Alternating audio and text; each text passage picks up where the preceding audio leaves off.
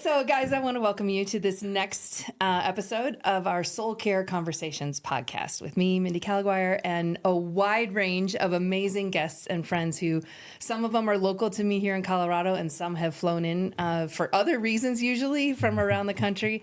But I just am delighted that you today, Steve, have come to share some wisdom and some encouragement maybe. And share stories of how you've been following God along obedience in the same direction. So this is Steve French. He has been a friend for a long time. A long time. I think my first memory of you was helping you load or us unload stuff from our apartment in Schaumburg, Illinois in 1991, August. Am I right? No. Did we meet prior to that? We met in New Jersey at your in-laws' place. And it was just before you actually were moving to Schaumburg. That's how we first met. Okay. Because I was wondering, how did you show up at our apartment and know you were moving in while we were moving out? Right. So why were you at my in-laws? Sorry, everyone. Because I really had heard about you guys interested in church planting in New Jersey, and that's where my heart was. Got it. And so I thought, why don't I just talk to you guys about church planting in New Jersey? Love it. Yeah. Love it. Okay. Yeah. So among other things, I was trying to list in my head and on a little notebook, like how many different hats you have worn over your life. So I'm sure this is massively incomplete. So first of all, husband, father, grandfather now, among the most important roles that we ever fulfill. You have been an intern. You've been a pastor. You've been a founder of and a thought leader in the space of honoring God with our work that has gone nationally and internationally. Okay, so you've been a founder, a thought leader in this really important, like we always say at this podcast, our conversations are at the intersection of spiritual formation and leadership. And I think that's where you have lived a lot of your life as well. You've been the president of a university. Oh, yes, I have. You are an advisor to high net worth families in how they think about next generation, their wealth stewarding, generosity. I'm gonna fall short. Are you serving in the eldership role at your church now? I thought so. Okay. I've probably missed more than half of the other hats that you have worn over many years. Maybe fill me in on any other ones that I should mention that I wasn't thinking of. I do enjoy convening. Oh, you're an author. And you convene for the Harvard. Oh, this was on my list. Yeah. So I won't say it. You say it. The Harvard Flourishing, the Flourishing at Work. Talk about that. Yeah. Well, so I love convening people. Yeah. Particularly leaders. Yep. And the opportunity that I was given through Harvard Human Flourishing Program is to convene leaders on their campus and help them figure out how to integrate faith with work, and specifically with the bedrock and the foundation of human flourishing. What a full circle moment, even from Harvard's perspective, that there's that cornerstone in one of their buildings that dedicates the university to the training up of pastors. Right. And, the rest is proverbial history, but now a full circle moment as you're holding space for exactly that. Yeah, and I love it. I love it. You just had an event recently, right? Yeah, Tell us about it. Just last month. Well, it was the opportunity to, they have 4 pathways, and one of them is work, and to bring executives onto the campus and to be able to then bring these nerds that are amazing, that really know the research well, and then to bring the executives that are doing the work and really trying to live out the research. So bring the nerds and the executives together in a room, present the research, but also give them stories and relationships that are of people who are actually living it out. So bring in the Chick-fil-A's, bring in the Hobby Lobbies, bring in the different kinds of executives that are trying to live out what it means to flourish at work.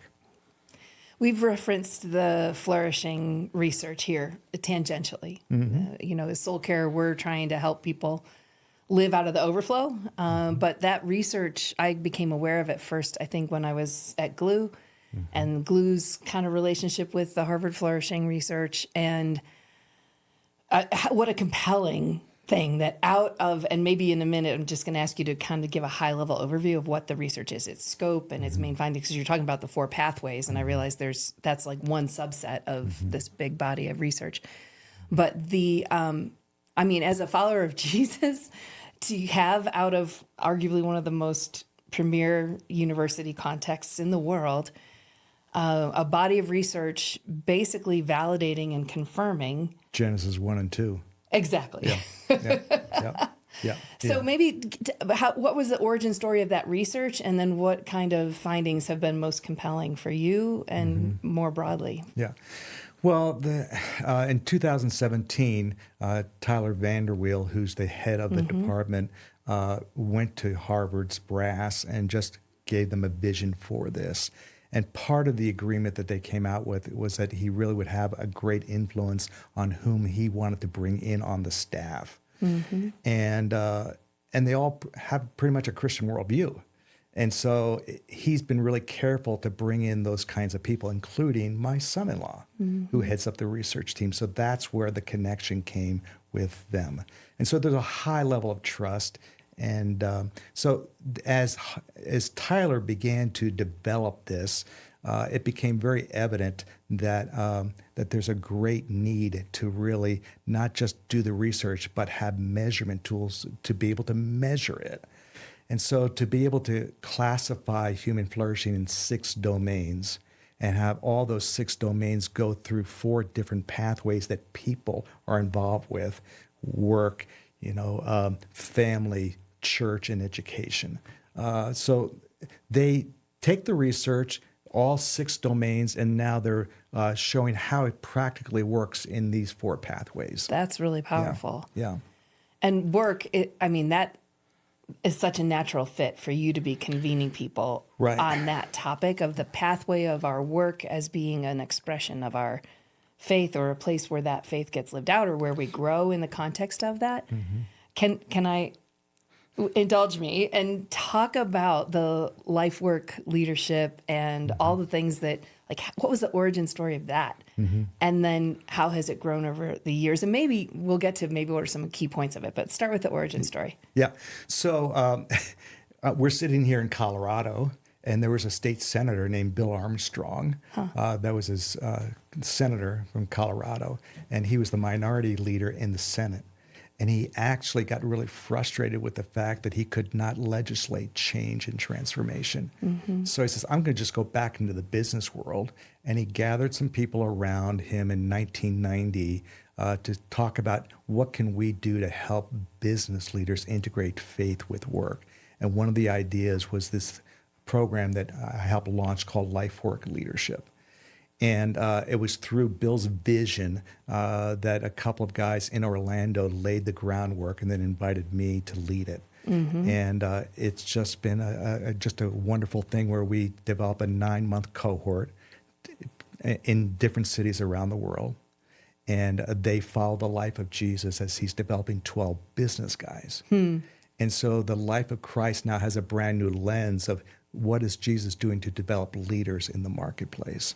And so we've been able to take that and replicate it around the world. And it's just been a delight to see how the light bulbs just go on for these business leaders who now think, I used to think that my calling was just a second-rate calling.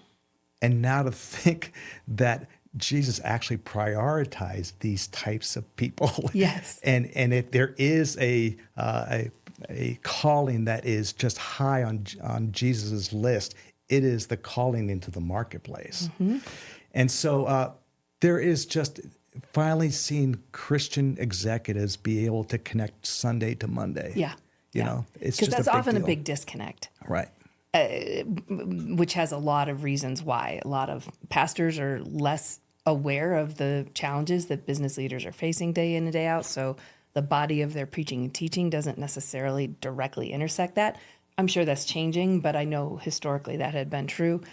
And there's other reasons as well. That whole secondary calling was a little explicit at some places you and I have been at in the past, and is changing as well, but for a long time was really a secondary calling.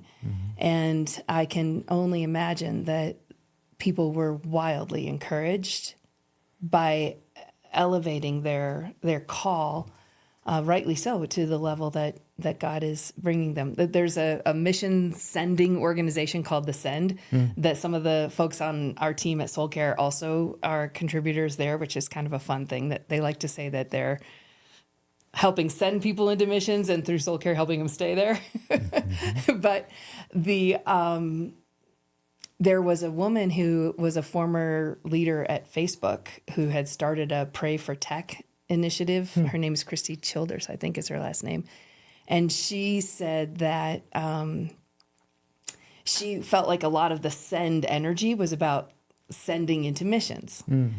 And she started gathering people at the Send, and I went to it when it was in Kansas City, I don't know, 3 or 4 years ago, for those who are sent to the marketplace. Wow.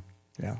And now what does it mean to be sent into tech, sent into all these places, not only for the purpose of evangelism and ethics, which are kind of the two traditional faith and work zones. It's way beyond that, isn't it? Yeah. Yeah. No, you get them to understand how important just providing profit is for the well-being of people. Come on. Yeah. Wait, drill down on that. Yeah. Well, you just think that profit is often in the realm of being greedy, and that why make profit? Well, because people find their dignity at work. And that's the reason why Genesis 1 and 2 starts out the way that it does. It's this guy being asked to work a garden. And this is God is having, and this is before the fall. Correct. The right? fall does not include work. Right. And so God in the original design said, I want my people to just be able to reflect me and enjoy me as they work. And so anyway, just to be able to have these guys and ladies be able to understand that, oh my goodness, to provide the opportunity for people to work and to be able to enjoy a job and to be able to provide for my family. There's just so many rich elements of work. Yeah. The profit question being associated with greed is a really important thing to name, I think, because and I remember, did you ever get to know the guys that had started the Veggie Tales? What became Veggie Tales as a huge... I don't know Phil, but I certainly have heard of him. Yeah. know of him. Their website, way back in the day, had a whole section on the about as a company and why they had formed as a for-profit company, even though they were clearly committed to Christian ministry and a message getting out. And they had this great line in there that we think about profits and profitability as like breathing. You don't live to breathe, but you have to breathe to live. And how do we manage a for-profit entity so that workers have that dignity in their work, so that families have some opportunity for even generational wealth to start to increase? And how are we actually formed as followers of Jesus in the context of our work? It's a really interesting zone to focus in on, and so interesting that it was elevated through the research, but something that we've known for a very long time. Jesus, which I have a little bit of a bias towards as far as his leadership model of developing leaders. In Luke chapter 5, there's a wonderful story about profit. And it's an amazing story where the chapter 5, it starts off with Jesus not in the synagogue, but he's down at the work. He was down at the shore where these guys were just wrapping up the day's worth or the night's worth of work. And he's doing what he does well. He's teaching some folks. And he, without even asking permission, he says, hey, I need to use your boat. He just jumps in the boat, and it's very obvious that he's been with them for over a year now at this point.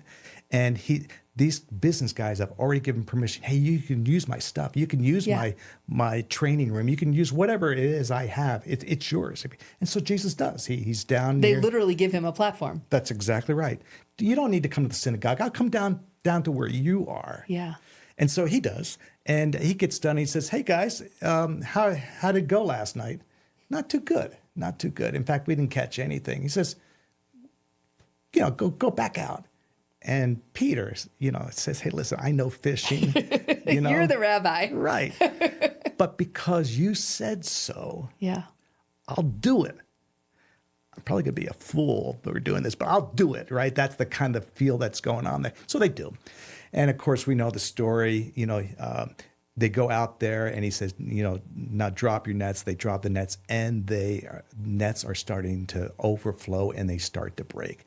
Long and short of it is that there is so much profit that occurs when you're following the life of Jesus and following his direction. He ends up by saying, and now, instead of, I've established the fact that profit really matters. I understand it matters. And if you follow my ways, I'll give you an abundance of it. But I do want you to be fishers of men. That at the end of the day, I really want you to focus in on people, as long as you can buy into the fact that I care about the profit as well. So I do think that profit is often skewed to the side, and Jesus is trying to establish the fact that, yes, profit matters greatly, but I ultimately want you to be thinking about people. Interesting. Yeah, I've never heard it framed that way. I love that. Yeah. That's literally the text that was of our monthly, like we have a membership model now for Soul Care, and we have a semi-silent retreat each month. And last month, I could pick it up and show you the diagram or the document.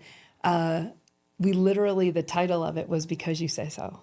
And it was a reflection on Luke 5 and exactly that story. So it feels very interesting to me that Can I that's go where one more on that? Please do. Okay, I love so the end of this story, I have found no commentators, and they may be out there, but I haven't found them yet, that really take the passage well at the very end where it says, and they left everything to follow him. And most commentators that are preachers and so forth, they'll say, there's the proof text. You leave your business, leave everything, and follow Jesus, and you go into some other more sacred calling. I've heard it said that way, for sure. Absolutely. And Josephus uses this word, and the people that have used that word in that context, in that time, say that this is an ownership word. This is literally a legal word of dropping the nets, leaving everything. It's a legal term. And basically, what I make it a contention for is that they're essentially giving the legal business over to them. You are the owner of this business from now on. Love this. Yeah. So, and the idea that they left everything, the fishing business, there's several other passages in Scripture where later on they're still fishing. Yeah. In fact, after the resurrection, they're out in the boat, and Peter has got to jump out of the boat to get to that fire on the shoreline. And so this whole idea of leaving the business side of things and following Jesus, that's a far higher calling. It's just nonsense. It's just nonsense. Steve. And so what a freeing thought for a business leader, and a sharp challenge. Yes. Can you transition the ownership of your company that you founded, that you built, that you funded, that you got the clients, you created the product, you brought the innovation? We would say, of course, under the guidance of the Holy Spirit, et cetera. It was always God's. But can you turn over ownership? What do you find that business leaders find that an easy thing to do, or is that a challenging thought? Well, I think it's challenging. I mean, you have to believe that Jesus cares about profit. Yeah. Because you're going to be held accountable for that. And it's just not only the owners of businesses, but the mom and the dads that live in a cubicle. Yeah. It may be just a simple little prayer of, what I have here is yours. I surrender this to you in some new and fresh ways. Yeah. Well, that's so fun. So indulge me for a second. I'm going to tell us a story. I had a first connection to that passage as a sense of calling, sitting in a chair in the apartment that we shared, that you were in. Oh, my goodness. It was the day of my first day on staff as an intern at Willow Creek.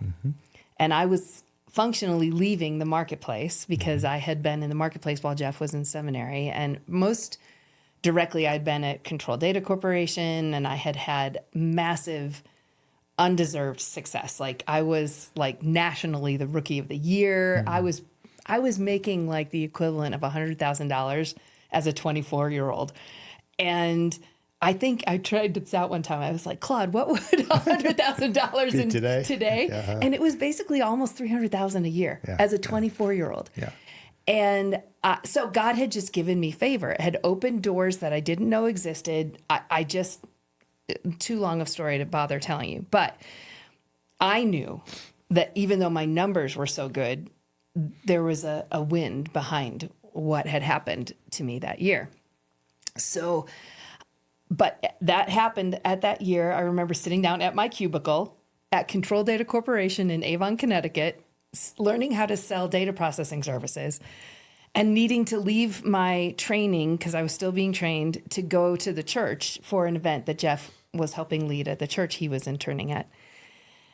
And do I stay or do I finish the work or do I leave? And I remember at 5:00 saying, God, you brought me here to this job.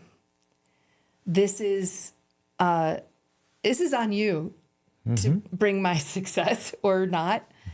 I got to go. I got to go be with Jeff and with this community that we're getting to know. And for some reason, I can just still see my desk in my mind and the setting down of my whatever I was holding and praying that prayer. Yeah. Just exactly what you painted in the cubicle as a wife, didn't have kids yet, just saying, God, this is yours and you can do with it as you please. And then have over the course of that year, all this undeserved favor, all this undeserved profitability. I mean, I was doing the work, but I knew the difference between a good work well done and a good work well done fueled by the Holy Spirit. Right. Things that only God could explain.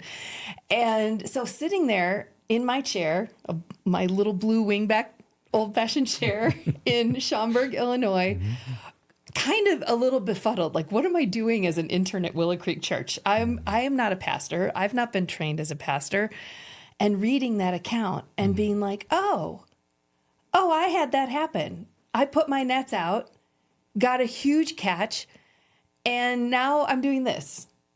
Now, I totally agree with you that we can follow, turn over the ownership, et cetera. But in that moment, I literally was changing vocation, which I've now gone back and forth into marketplace and ministry many times since. But it's just so interesting that you brought up that Luke 5. It's such a significant season or a scripture for me.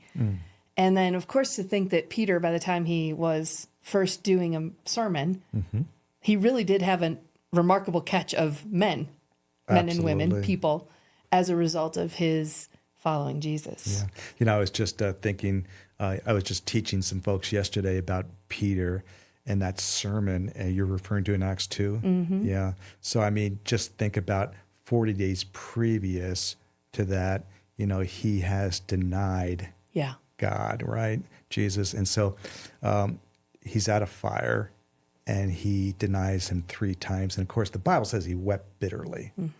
Really interesting. The same night, another member of the same team, Judas, betrays Jesus in a different way. And the Bible says, and he wept bitterly. One of them hangs himself. The other one hangs on. And 40 days later, well, actually, it was a little less than that because Peter is now, you know, he's gone through this weeping bitterly stuff. And he is doing his fishing, and he sees Jesus 100 yards away over, and he gets out of the boat, and he just gets to Jesus, and now it's another fire. The first time that he denied him was at a fire. Now Jesus wants to restore them. You know, and he's at another fire, instead of Jesus asking, do you love me once, he's got to ask him 3 times. Just like the previous fire. Signaling, yes. Yeah.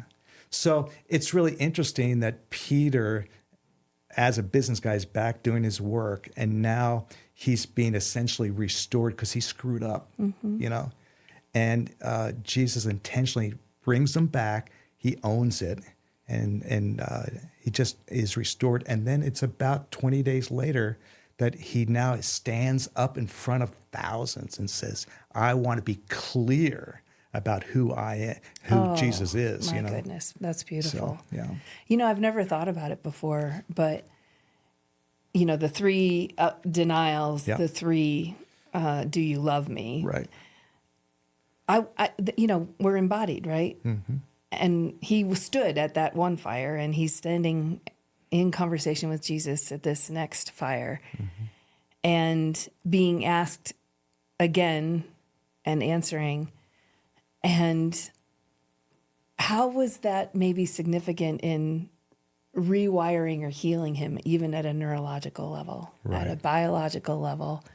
Did he need to experience viscerally I think the redemptive? I think so too. And so God, it's not like Jesus is needling him like, oh, you did this 3 times, I'm going to do it 3 times to you. It's redemptive with healing in mind.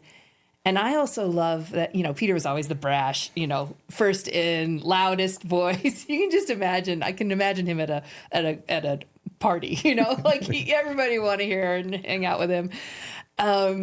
And always putting his foot in his mouth. You know, that's the kind of the life of the party kind of guy that you imagine his was.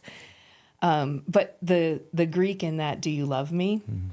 That shifts from Jesus saying, do you agape me? Do you selflessly love me? And Peter sort of responds with, you know I love you. This is lost in English, but says, I phileo you. I'm sort of a friend to you. It's the first time we see Peter answering with humility. You know, do you love, because I'll go with you all the way to death. And Jesus is like, you have no idea what you're talking about. And in fact, he does deny him. He doesn't go with him all the way. Right. In the end, once he's transformed, he does. But the thought that Jesus, in the 3rd question, meets him at the, Peter, will you phileo me? I think that as well is such a beautiful picture of God's willingness to meet us wherever we're at. Yes. You know? Yep. Like whatever you got, I'll meet you there. Yeah, and I think people in the workspace need to know that and experience that, right? Because there's a lot of screw ups that goes on in the workspace, and you need to be able to get back to the place where you're feeling seen, heard, recognized, and you're being validated once again by him. So yeah, I think that has a great application even to work. Yeah. So when you think about your work, I mean, you've been through some crazy stories in the last decade, as I've watched where you've been through the leading of the university and everything that entailed, and how hard you were contending for that. I'm not even asking so much about the details of those circumstances. What has caring for your soul in the midst of some high stakes, high visibility leadership look like for you? Yeah. Well, one thing that, I know that you at Soul Care resonate deeply with is I've been doing for, since we were actually at Willow Creek years ago, and that is journaling. Yeah. It's a big deal to me. I'm not only able to be able to stay on top of where I sense I am with God and where my own personal soul care is, but I can also reflect back onto where I've been. Yeah. And I can celebrate that or recognize patterns where I better nip this in the bud because this is not a habit that's taking me to right places. Yeah, yeah. So I have found through all the different experiences that I've been going through that journaling is one of the best tools for my soul care. Yeah. it's a big deal. Yeah, helps you stay grounded, aware, Yeah, self-aware. yeah. I think also living in community is a big deal to me. I'm been with a group of guys for over 20 years, and so I can't blow past stuff. You know, I meet with them weekly. Whether or not it's on Zoom because I'm in China. I was going to say, how do you do anything weekly? yeah. That's a huge priority then for it to anchor in your calendar. And I'm so grateful for despite technology your travel now. and everything else. Yeah. So I just, no matter if it's 2:00 in the morning, we have a set time. Come on. Back on the East Coast and where I live. And so I'm with them. So that's been a big deal. Gosh, I love that. Yeah. And I'm imagining like in a group like that, you're not necessarily doing a study together or whatever. Like life has become the curriculum and you're just checking in with each other. But these people know you well enough to be like, hey, you're answering that differently this week. What's really going on? And not from a hold you accountable, but like the accountability of love of like, hey, we want the best for you. How are you? Yeah. And, it's really interesting, maybe tying the two together regarding Peter and this that you're asking. And that is, literally at year 3, it's within a week of year 3, it's when Jesus turns to Peter and says, hey, you got to learn to die to yourself. Now, the book of Luke says die daily. So there's this constantly, whatever junk you got, and I have, we need to beat that down on a daily basis. Because this side of heaven, it's still going to pop up at different times. So what's interesting is that's in in Matthew chapter 16 that he says, die to yourself. And Luke, all 28 chapters, he only refers to time element twice. So, you go to the book of Mark and it's 6 days later, this, boom, immediate, boom, boom. And this, and right away, and next, and suddenly that. Exactly. But in Matthew, 28 chapters, no care about time, except here. Interesting. Going from chapter 16 to 17, it says, and 6 days later, after he says, die to yourself, Peter goes with Jesus up to a mountain. It's the first time the referral from going from 12 to 3. Yeah. And he goes up to a mountain, and Jesus practices what it means to be transparent. Ooh. And so here, I think specifically Matthew is trying to alert you that once you identify the fact that you got to die to your stuff, that you better be in community. And I'm not asking you to be transparent with the masses. I'm not asking you even with the 12, but with a couple of key people in your life that you've been doing life with for a little while, 2 or 3 people, you ought to be transparent with them. Like let them see who you really are. Right. And in Jesus's case, who he really was was mind-blowing. Trying to just model it for Peter. Wow. And it's interesting, of course, Peter tries to take control of things, but, Jesus says, hands off here.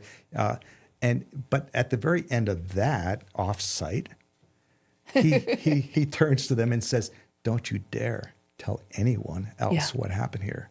So there is this sense of being very not only transparent, but confidential. Confidential. Yeah. I mean, that's a great model of the kind of things we talk about all the time in relationships or in a small group or in a cohort or whatever. But what a beautiful example straight from Scripture to inspire both the transparency and the confidentiality, which both have to be held. Yeah. So I do journaling, your community. And living in community. Yeah. So those are the 2 biggest things for me. And I also heard, you didn't call it this, but in my frame of way of thinking about it, a daily prayer of surrender. Oh. Like a daily mechanism for me that takes different forms, but I try every day to use one of those formats to draw me to that daily laying down. Because you're right. It just sneaks up. And that daily I feel laying like down. Whack-a-mole almost. It's like, and it pops up at the wrong times. Of course. Yeah, but you got to whack it down. Luke's saying dying daily, but it's maybe every other month. Or sometimes it's every minute. Right. That's what I was thinking. Yeah. Well, it's funny. The older that you get, and if you really are doing the work, the diligent work of dying to self, you are able to develop habits. And now that junk is not coming up quite as much as it used to.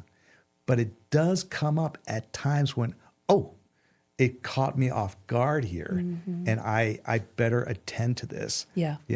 But maybe what you're saying too is that part of the reason why it doesn't come up all the time is because you are doing a daily new surrendering. Yeah. of those things. Somebody introduced that idea to me when I was in college. Yeah. And I would say probably for the past 15 or 20 years that has been embedded into a nearly daily practice. Again, not rigidly or religiously, but just I see the importance of it from a transactional legal standpoint. Yeah. Like you were saying with the dropping of the nets, it's like a legal, transactional, today, this day, once again, have your way.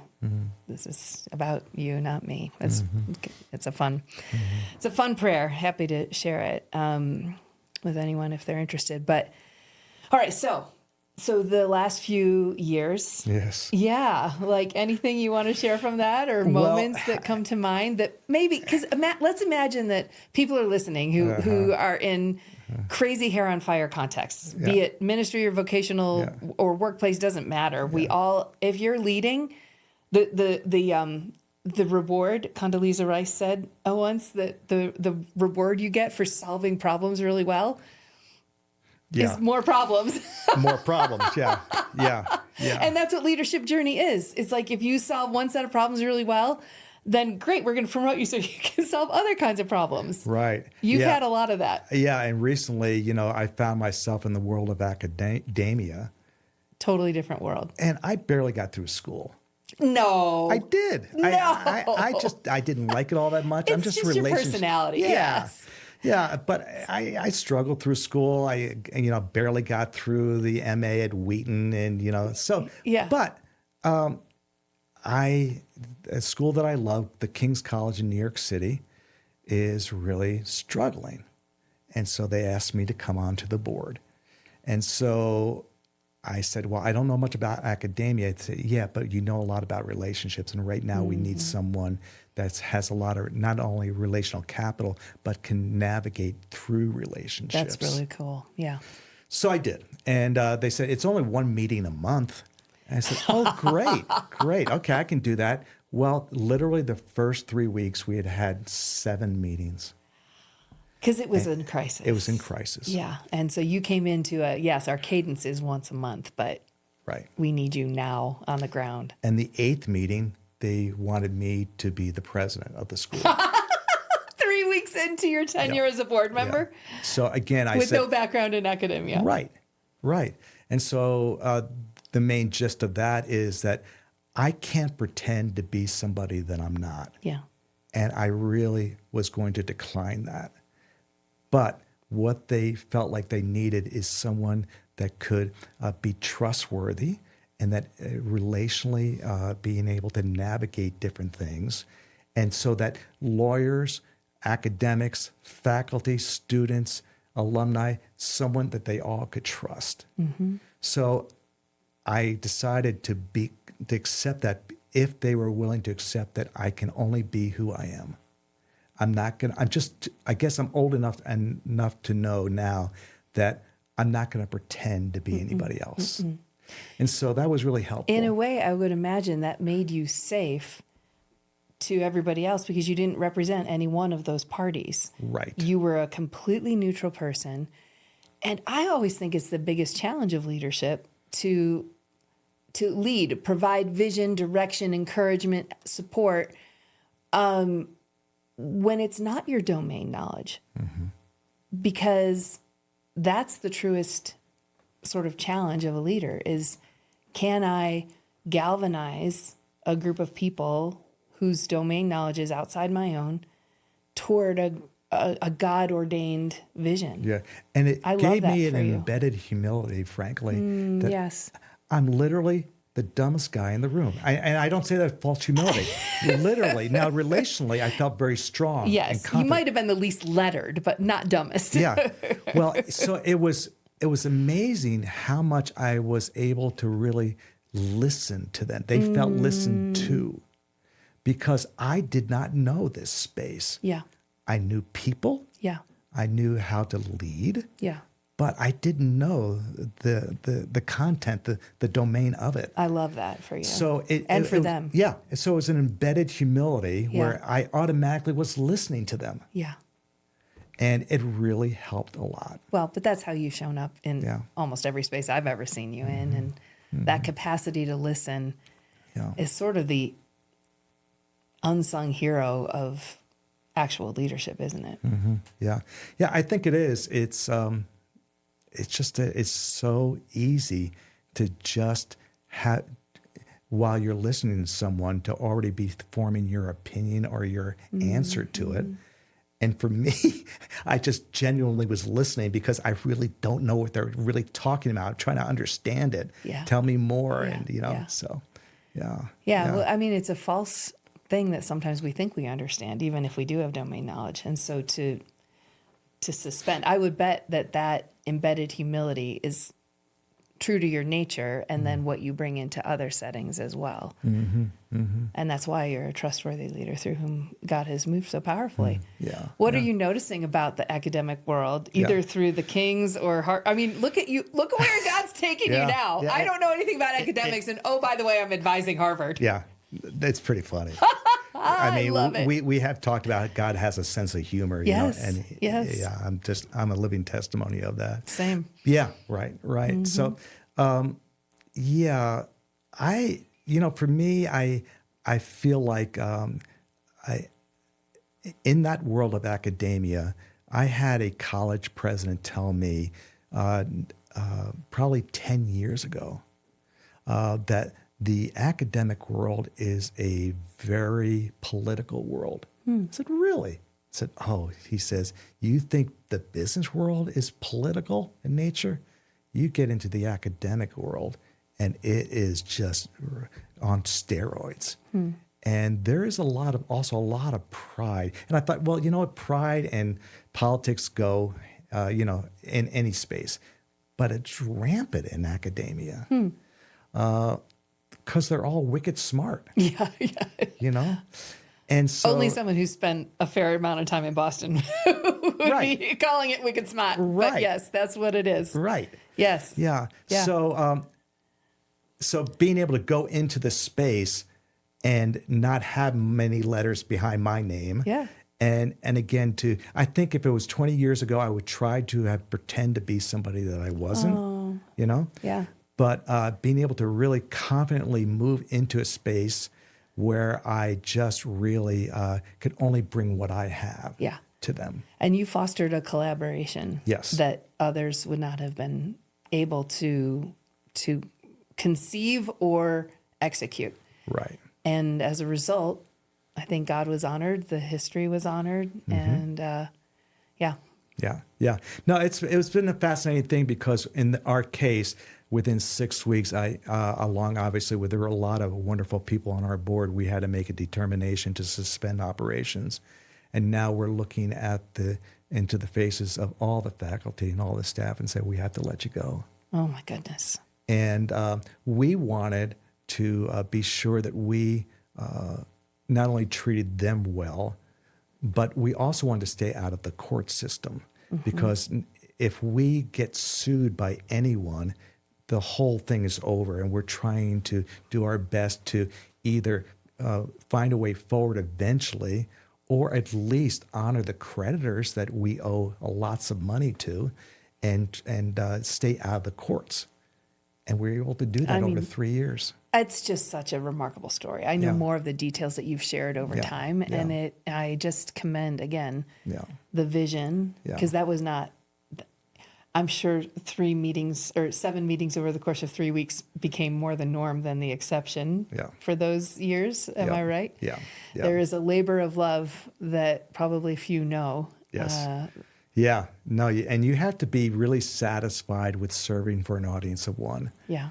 Because there are a lot of times in these kind of situations where only God knows. Yeah. And you have to be really satisfied with that. You have to be okay with that. Yeah.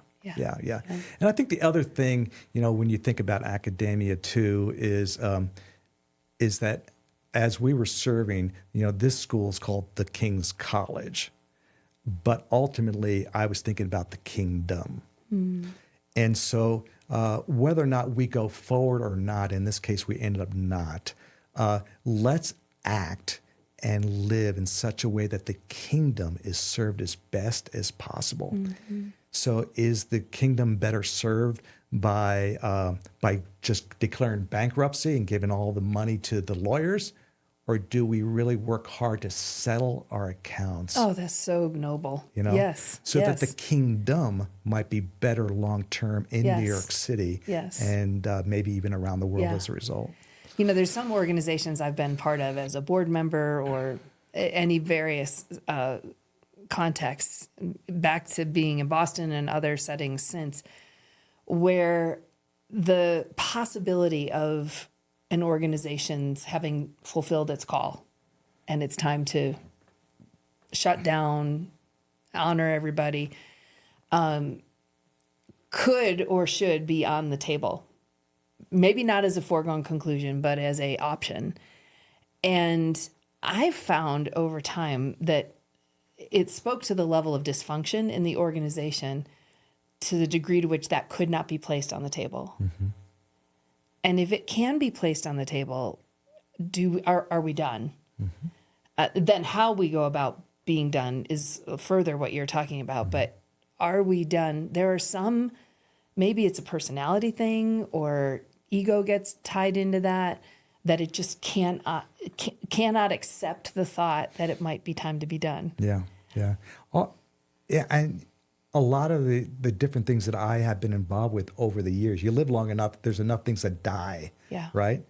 And I'm realizing, I think that there is a season to live and there is obviously some seasons to die. Yeah.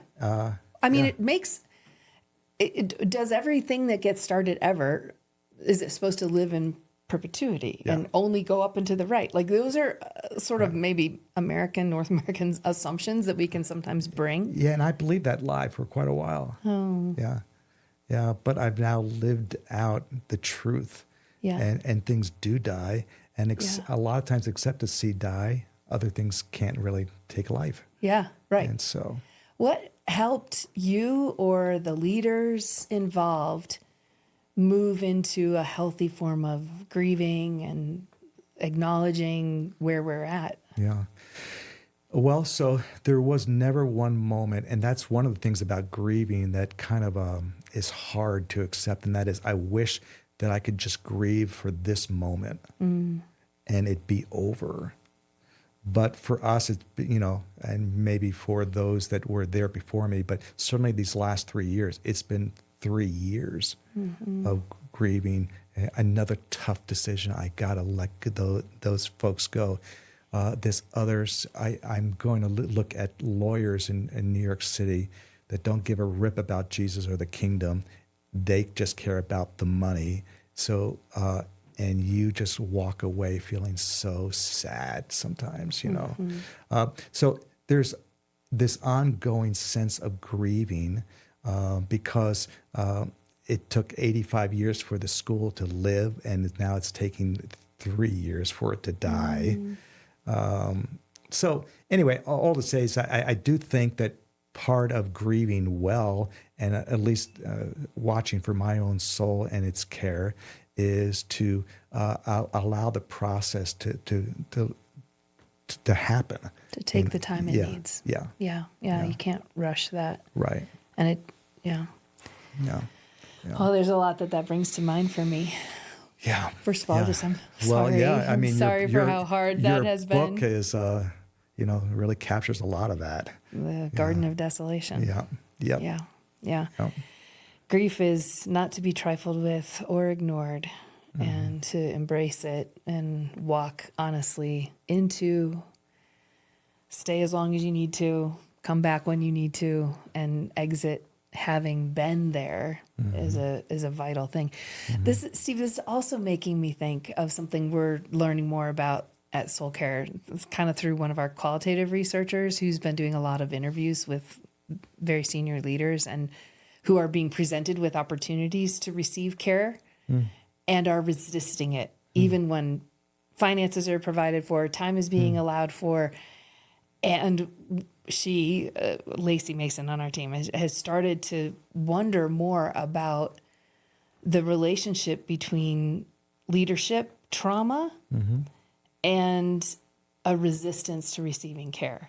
Now, this is something we've started. We're just early in on this. I probably shouldn't even be talking about it. We are really curious about the deep lack of well-being among many leaders who love Jesus, are passionate about the mission, whether they're leading in marketplace or ministry, it sort of doesn't matter, but who have a hard time arranging their life around their own well-being, of living out of rest. I think you're an anomaly, you know. I love that you're influencing leaders as much as you are, because I think your life models well what's possible. But many do not have the rhythms, even that you described as simple as journaling, surrender, community, because the more elevated they are in leadership, the harder it is to have a weekly thing, the harder it is to find people you can be transparent with. So you know all that stuff. But what I'm curious about is, it seems that most people in leadership maybe have childhood trauma of some kind or another, and that's, of course, has its own kind of grief and healing. But the thing where I'm starting to wonder about is the kind of traumas that come in the context of our leadership. When there's been a betrayal by a staff member, when a key donor didn't like how you voted and have left and it had material impact on your organization, when a competitor came in with another offering and pushed you out of a market that you had been in and been successful in, when the controller of your company had exceeded their skill level but didn't know it, and all of a sudden you found you were actually in legal violation of how to handle certain parts of your money. Like these, I'm drawing from like actual stories of people that I've known who had to like massively course correct, change, and keep leading while they're in the midst of a very deep personal disappointment, wound, whatever. Have you seen that pattern among leaders where often they're carrying not only childhood things, that may or may not be the case, but the traumas that come in while you're in the leadership seat? What have you seen? Yeah. Well, I've seen a lot of it, you know, and I think you're right that they don't want to deal with it. I don't know if there's a sense of I'm going to power through this or what exactly is going on for each and every one of them. They certainly have a lot of pressures on them to produce results and do them now. So they don't really see that they have time to take care of themselves and so forth. But I'm just amazed at how easy it is for that they can't see the fact that if they took care of themselves, they take care of a lot of other people. That, you know, if they were healthy, the people who follow them would be far more healthy. And that the investment of their soul care would be such a great gift to so many other people. Yeah. So yeah, I guess it's going to be folks like you and I and others that are going to have to take a little deeper dive as to how can we convince them of the need for them to do their own. Yeah, because the downstream impact, as you say, it's huge. Their employees, their family, the blast radius, we call it, when something doesn't go well or when there's toxic leadership. It's massive. I've had spouses, you know, so I try, this is no surprise to you, I try to get as close to them as I can at different times. And one of the ways I do that is I seek to get into their homes. And I've had different spouses just say, would you please help? Because he or she is just, if they were more healthy, our family would be, never mind the business. Yeah, a lot of times when you talk about trying to convince people, as other team members reflect on the content that I usually bring when I'm working with a group or whatever, I realize that most of what I'm doing is case making, trying to make a case for the strategic priority of your own soul's health.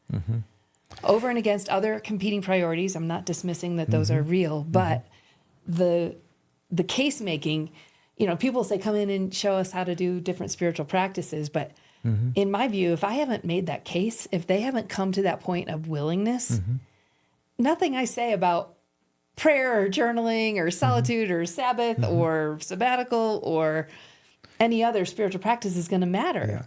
Yeah. This is one of the reasons why I'm so excited about my involvement with Harvard Human Flourishing, because I do think leaders care about the science of things. Yes. So that if you can show me the stats that show that this is how I can be fully alive, Yeah. You can show me that if there's research that shows me that that employees can be flourishing at work, and you can show me the stats on that, then okay, let's look at this. Yeah. So I do think that some of the research that's being done right now and in through Harvard and Baylor's work could really be a great help to get men and women in business to say, wait a minute, to be totally flourishing at work means that I need to be flourishing as well. And so I hope that this might be one tool for them to make a case for it. Yeah. I should figure out how to factor that in more. I do hand wavy versions of Harvard and these areas of flourishing all contribute. But what I've loved about it, and the work I've done with Leader Care continues to surface this, is that, for many people in the pastor space or in ministry space, like it's all your spiritual life, which is great. Yes, I would say that's foundational. The care of your soul could maybe cluster there. But those dimensions of flourishing extend into vocation, into finances, into our relationships, into our mental and physical well-being. And if we don't have an eye to all of that as a comprehensive, holistic view of flourishing, it's not right for people to just look at someone and say, you just need to read your Bible and pray more. Right. We're a much more complex human than just that. And yeah, you might read your Bible and pray more, but also, are you working out? Have you got alignment in your vocation? Are you living paycheck to paycheck? And I know for a lot of years in Boston when we were church planting. Yeah, welcome to the club. Week by week, you're just living. You just live week by week. And the toll that takes. You're just we found that in the research we've done in the Global South, the financial toll, some of these families in missions, they don't know how they're going to feed their family.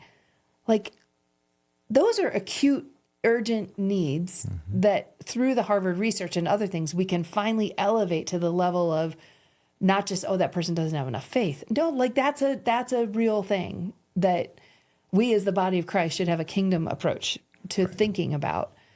We could talk about that for a long time. So I'm just encouraged that, when we talk about how can we convince leaders of their need to pay close attention to their soul care, I do believe that enough of them, they deal with stats all the time. And if we can bring something as credible as something coming from Harvard, that maybe we just lean into that a little bit more to make a case for it. Yeah, I love it. That's a good word. Yeah. That's a good word. Well, I had another question in my mind about your own soul care, and it's not coming back in the moment. So give me a second to retool, because I'm there is so many different areas that you have expertise in, that you've thought about, but that I'm really curious about the inner life of leaders. What have you observed, maybe through the LifeWork program? What have you seen there as maybe fish around for what are some of the barriers that you've seen people encountering, either in validating their work as an important thing to God or in leading in the way of Jesus? What are the typical biggest areas? Well, I do feel like men and women who are in the workforce really feel like they are living alone in the sense, particularly if they have a Christian faith to them. So when we gather cohorts of anywhere from 30 to 70 people in a room for 9 months, for one of the very first times, they are hearing stories and being able to meet people who actually are in a similar space as far as trying to figure out how do I integrate Monday with Sunday and vice versa. So I do think that one of the things that I do see is that they have been believing a lie that they're the only ones that are struggling with the challenges that they have. So I do think that that is a pretty important thing to encourage men and women to be sure that you are not only having your small group or whatever it is that you might do to be in community, but also to be in rooms where people are very different than you as far as your Christian faith is concerned. There may be someone from this side of the denominational spectrum to this side, but that you all have a commonness as far as, I have a faith that needs to be integrated with work far better. So I think it could be a very eye-opening, healing, encouraging. I'm not alone. Yeah. So, and I think that that's what Jesus was doing with the 12 guys. It's really kind of interesting how dysfunctional his team was. But he's recruiting people. Yes, there were 3 or 4 of them that had a good relationship with one another. But there are other people in that mix that they were, very different. Natural enemies. Right. Yeah. Right. So I think Jesus was I think he was intentionally really bringing a mixed group together. And it was really interesting because, he waits 18 months to have relationships develop before he even chooses the 12. And he waits those 18 months. He's really watching to see the character and the competency of these guys. But the final filter was a chemistry filter where he goes up to the mountain, prays, and chooses those whom he wants to be with. Yeah. So it wasn't a case of, do I think that this person's going to do well with this person, but rather I want to be with them. And it's the relationship between us that matters. Yeah. Yeah. So anyway. His being with us. Yeah. What a beautiful thought that we've been chosen these many years later to also be with him. Yeah. Okay. I found my stray thought that I got distracted on. I think it was while I was at Glue, and I think one of the people connected to my work there had passed along to me an article that might have been by Dr. Vanderweel. I'm not sure, but it was something connected to Harvard Flourishing research, and was positing that one of the, even if all these sort of metrics in your life were going well or optimally, there was one dimension that the writer, and I'm wondering if you have encountered this idea or any further about this, but they said that for a human to truly be flourishing, made in the image of God, it's hard for us to experience ourselves in flourishing if we look to a fellow human and we see that they are not flourishing. And that there's a part of compassion that activates us even beyond our own maybe sort of zone of things are well with our circumstances or our life or, all those metrics. And we look outside ourselves and see suffering in the world. And there's a compulsion, a desire, a God-given, I think, part of how we're wired to address the lack of flourishing in others. Have you heard that thought come out in your work there? Or is it all the time? Not. Oh, really? You've not? I haven't. No. So can you tell me anything more? It was an article, and it was I've tried to find it since and haven't found it, but I haven't given it as deep dive research as I should. It was really beautiful. And it wasn't in any way dismissing the validity of the findings and how important they are. That's why I think it was somebody who was actually quite connected to the work, who was acknowledging that the human soul, even when we're doing really well, when we see a fellow human who is suffering, doesn't that sound true? Absolutely. Right? Absolutely. And we go, oh, that's not okay. Yes. I might be well, it could be well with my soul, but when I see suffering in the world, when I see injustice, when I see someone who is not flourishing, I become compelled to get involved, even at the expense of maybe my economic security, maybe at the expense of, it was just an interesting angle. I'll try to find it for you. That would be fascinating. Put in the show notes if you got it. I know, I will. I'll try to find it because it was a lovely sort of reflection of how I think, because that is not just something that only people of faith or even Christian faith hold. Many of us, of any walk of life, of any religious context, feel compelled when we see the suffering of another, even suffering of animals. But let's just leave it at suffering of fellow humans. And it draws us in. And that's part of how we're made, don't you think? Yes. Yes. Yeah. Yeah. And of course, the closer that those people are to you, the more it just hits you deeply. Right. So I could be doing really well. And if I know that my son or my daughter or, even a dear friend, never mind the fact that I see someone randomly and I come across them. Correct. Yeah. The closer they are. They say that I don't know where this comes from. I've heard it attributed to different things, but as a parent, you're only as happy as your least happy child. Do you know where that comes from? I don't, but I do believe it's true. Whoever it is was a very wise person. All right. Well, when you think about say your work, the work at Harvard under Tyler and other people's, your son-in-law's leadership, finds its greatest impact. How is our world different 5 years from now because of that? Yeah, I think for the first time, maybe, they have a global flourishing study right now. They're just beginning year 4. And for the first time, we can measure things. So there's plenty of stories that you can share throughout history and so forth. But now to be able to literally measure people's flourishing is a big deal. And so I do think in the next 5 years that we're now going to be able to say, instead of saying, hey, I heard about this story or that story, you can now present to people in places of power, people that hold purse strings, to say, here's what the research really says. And it's not just a one-off. This is 5 years of interviewing the same people over 22 countries, I think 200,000 people. Beautiful. You can literally bank on the fact that what this survey says is true. Right. The rigor of Harvard is applied to this. Right.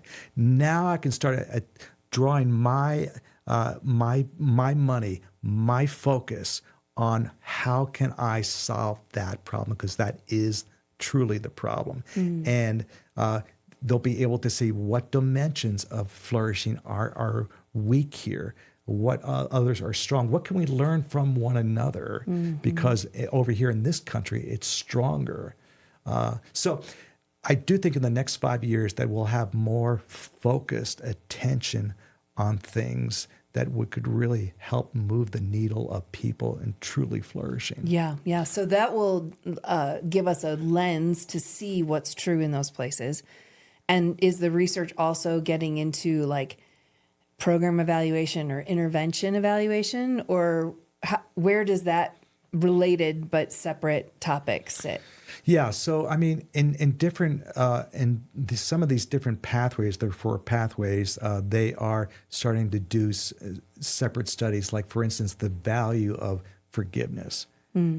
If you can really, so they're doing the study on how important forgiveness is to flourishing, and once they get that research done, it's going to be a big deal because they're already seeing things that is going to be in many ways exciting. So even in the workplace, now what mechanisms do we have in place that would allow employees and employers to say to one another, I'm sorry? I mean, that would be a big win. Huge. Yeah. Huge. Yeah. You've heard, stories of physicians, doctors saying that half of my patients wouldn't be here if they knew they were forgiven. Right. There's all those kind of anecdotal stories from the past. But I can speak from the Reveal research. You probably know this as well. But when I remember standing in the room when Terry Schweitzer, who was the primary sort of synthesizer, and his research company was the one that processed all the data for us, and he ended up working for the Willow Creek Association and was a really fun team member. But he had domain knowledge around research and big data and what was it saying. And so his organization then cranked through all the initial 200,000 responses or whatever that we had, but then it's not the same as the Harvard in terms of scale. But when they started to isolate the questions on forgiveness across every, the four sort of growth areas, the exploring, growing, close, and Christ-centered, the four maturity stages that revealed, they found that across every of one of those four stages, those who answered the forgiveness questions in a certain way, and they had to make it pretty strict because it was so broad, this truth. So they had to tighten down only if they answered in this very, very strong way.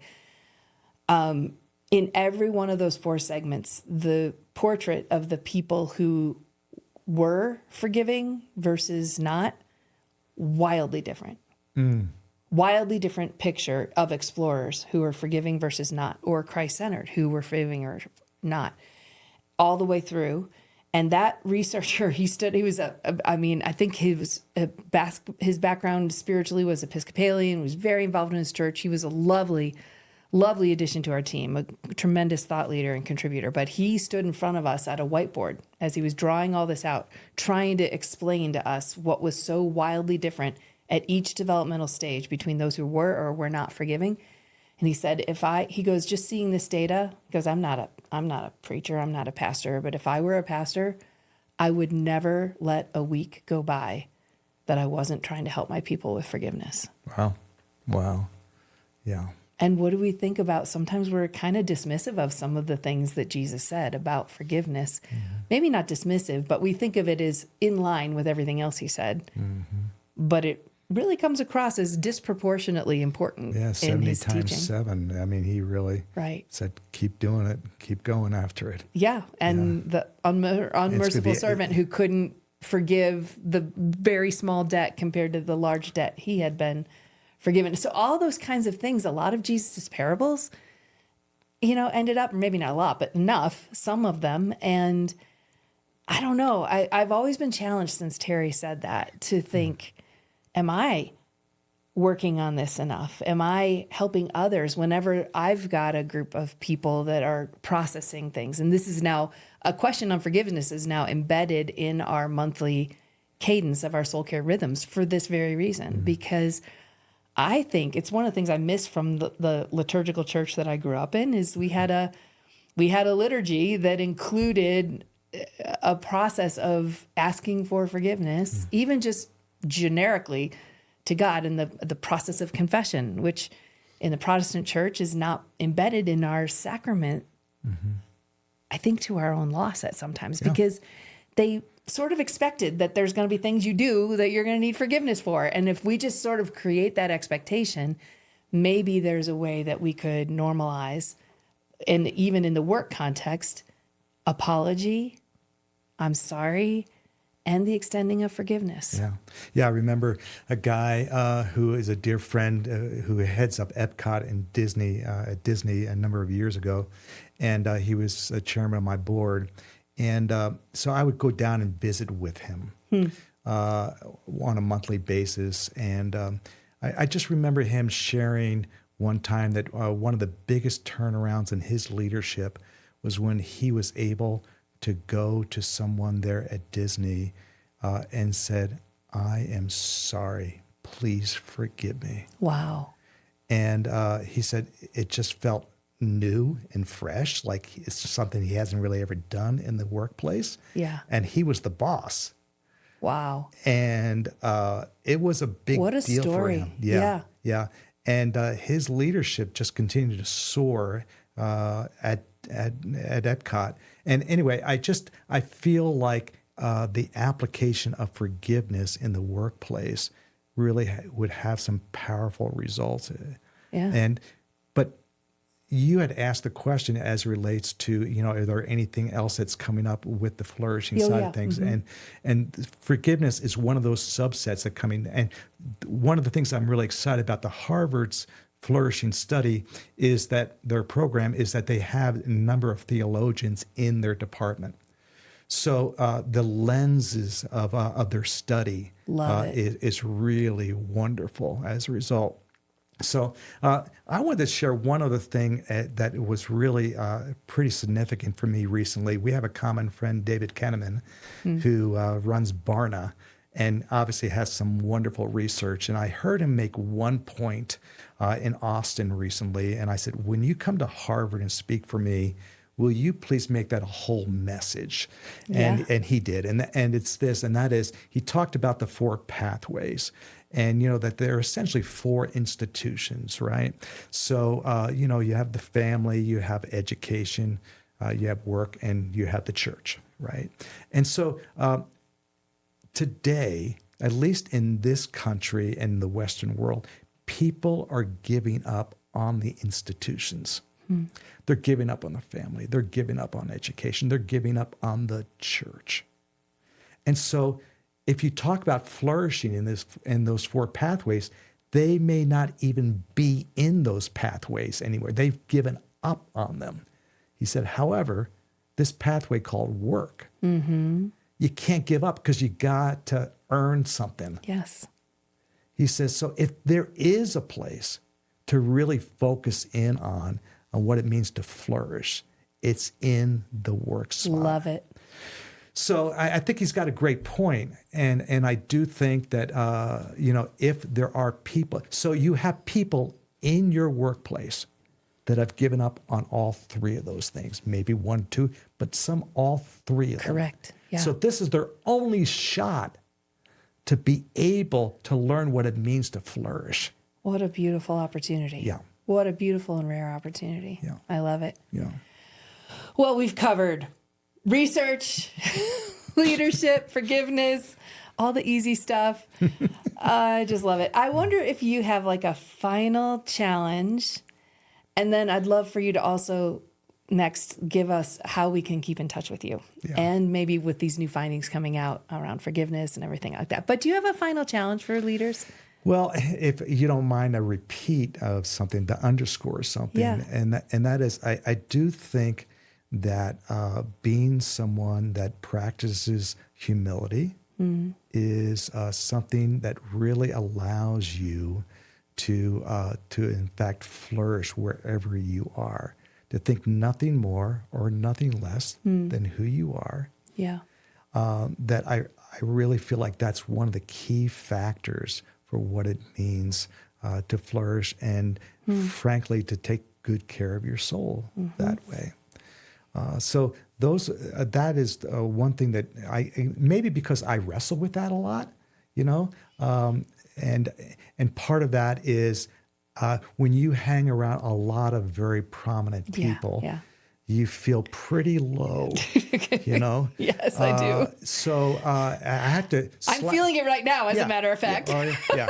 Well, I got to slap myself around and say, Steve, you are who you are. You're designed by God. Yes. And you have things that they don't have. And this comparison game constantly going in your head. At the end of the day, be really comfortable with who God has wired you up to be. Amen. So that's what stands out to me. Well, yeah, even just the connection between humility and flourishing throughout the scripture, right? Humble yourselves under the mighty hand of God, and He will lift you up. That's an invitation to flourishing, not by striving and control or positioning, but yielding, surrender, humility. But it's that pathway that God, I think, can entrust great wealth to, great influence to. And that's obviously been your journey. Yeah. How can we Yeah. find you? Yeah. LinkedIn, you have a website. Yeah, I love all the social media. Love it. I mean, my website is our organization is called LX Partners, and underneath that, I serve LifeWork Leadership in Harvard and the King's College. So lxpartners.org. You can find me there. Certainly, I'm on Facebook, both Steve French and LX Partners as well. Yeah. And I'm on LinkedIn, all the Yeah. spots. No, So, usually if I need a little dose of humility, I love reading your bio online. I'm like, oh my goodness, this man is so incredible. But thank you for how you have stewarded the gifts that God has given you and made much of Jesus in places where he's less seen, but is very much there. Yeah. Thank you for being my friend. Gosh. I love doing What a life treat. with you and Jeff. Yeah, Yeah. likewise. Yeah. Likewise. I love when I know I'm going to get to see you, and I love when I get surprised that we're both in the same room, and it's just a ton of fun. And this is just the beginning. Yeah, right. We'll probably have you back. Yeah, great. Thanks, guys, for joining us. And look in the show notes to find everything about how to keep in touch with Steve and his great work in the world. We'll see you next time.